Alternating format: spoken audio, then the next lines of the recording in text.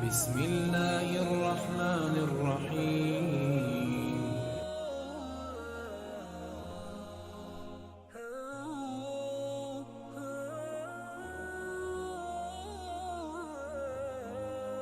روزے دار کے لیے دو خوشیاں۔ رسول اکرم صلی اللہ علیہ وسلم نے فرمایا، روزے دار کو دو خوشیاں حاصل ہوتی ہیں۔ ایک اس وقت جب وہ افطار کرتا ہے تو خوشی محسوس کرتا ہے، اور دوسرے جب وہ اپنے رب سے ملاقات کرے گا تو روزے کا ثواب دیکھ کر خوش ہو جائے گا۔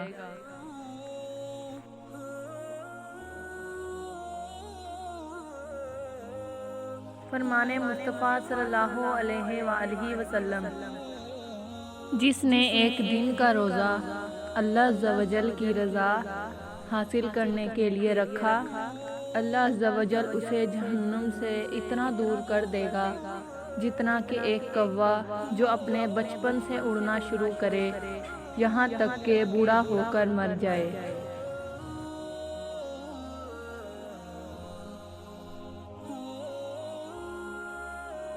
اے ماہ رمضان، آہستہ چل، ابھی کافی قرض چکانا ہے، اللہ کو کرنا ہے راضی اور گناہوں کو بخشوانا ہے۔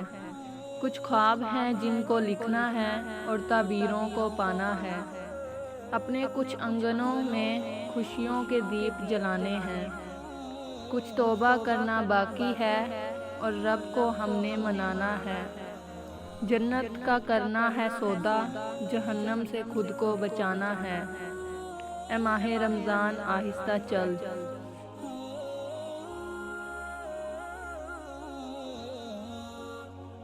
رسول کائنات صلی اللہ علیہ وسلم نے فرمایا، روزے صرف کھانا پینا چھوڑنے کا نام نہیں ہے، بلکہ روزہ تو ہر لغو، ہر بے فائدہ و بیہودہ کام اور رفث، جنسی خواہشات پر مبنی حرکات اور کلام سے بچنے کا نام ہے۔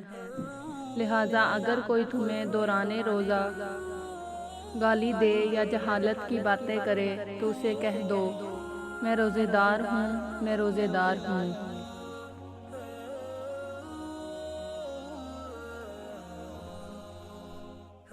سب سے اچھا وقت گزارنا ہے تو پڑھو لا الہ الا اللہ محمد رسول اللہ۔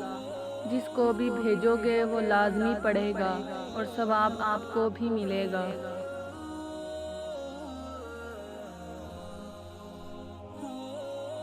رسول اللہ صلی اللہ علیہ وآلہ وسلم نے فرمایا، جس نے روزہ رکھ کر بھی بد زبانی اور جھوٹ نہ چھوڑا تو اللہ تعالیٰ کو اس کا کھانا پینا چھوڑ دینے کی کوئی ضرورت نہیں۔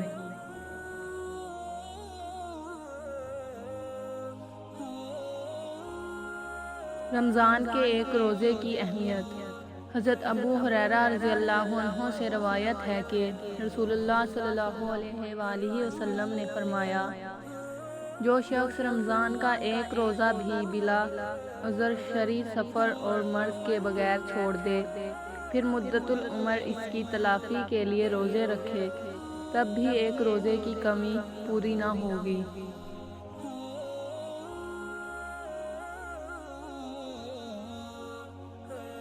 روزہ دار کا سونا عبادت اور اس کی خاموشی تسبیح کرنا اور اس کی دعا قبول اور اس کا عمل مقبول ہوتا ہے۔ فرمان مصطفیٰ صلی اللہ علیہ وآلہ وسلم۔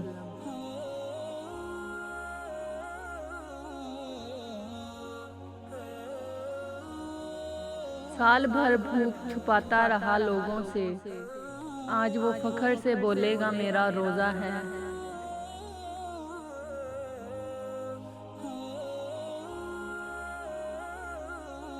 سکون کی تلاش میں در بدر پھرنے کی بجائے اللہ کے حضور سجدہ کر لو، باخدا وہ سکون پاؤ گے جو پہلے کبھی نہ پایا ہوگا۔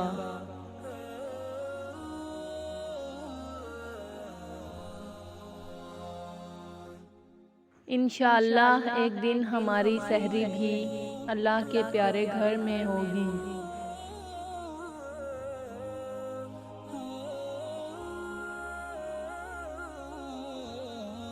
خوف خدا دیکھنا ہے تو مسلمان کا دیکھ، جو روزے میں وضو کا پانی منہ میں لے کر بھی پیتا نہیں ہے۔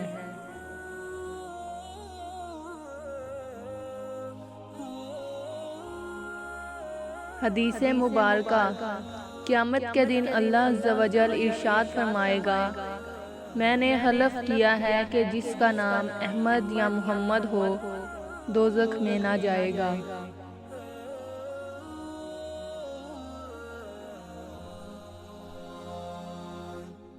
یا اللہ، تجھے آنے والے اس رمضان المبارک کی رحمتوں کا واسطہ ہمارے گھروں میں خوشحالی پیدا کر دے اور یہ بابرکت مہینہ خیر و عافیت کے ساتھ نصیب فرما۔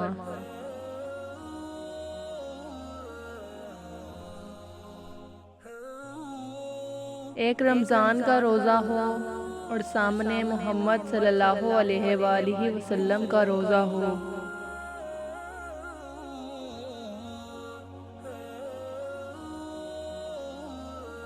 غیب سے کچھ انتظام کر دے، رمضان میں مدینے کا مہمان کر دے۔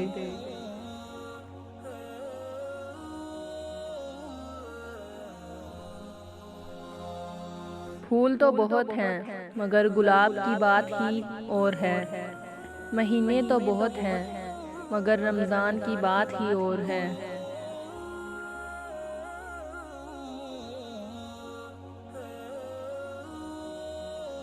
ہم گناہگاروں پہ یہ کتنا بڑا احسان ہے، یا خدا تو نے عطا کر دیا پھر رمضان ہے۔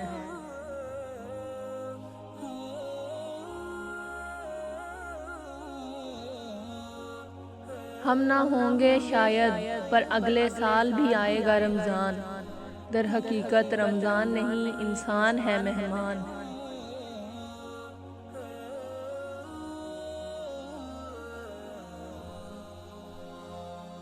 جب وہ امت کو بخشنے پہ آتا ہے تو تحفے میں رمضان دیتا ہے۔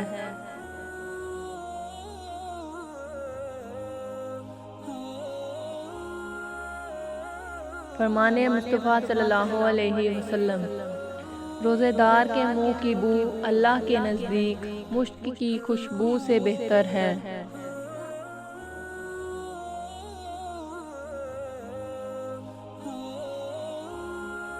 رسول اللہ صلی اللہ علیہ وسلم نے ارشاد فرمایا، جس نے رمضان کے روزے کو فرض سمجھ کر ثواب کی امید سے رکھا وہ بخشا گیا۔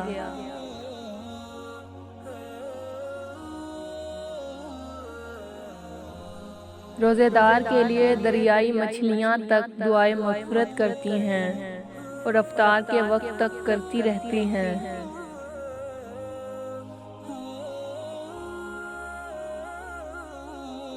پہلے عشرے کی دعا صبح و شام 100 مرتبہ پڑھیں۔ رب اغفر ورحم وانت خیر الراحمین، ہمارے رب مجھے بخش دے، مجھ پر رحم فرما، تو سب سے بہتر رحم فرمانے والا ہے۔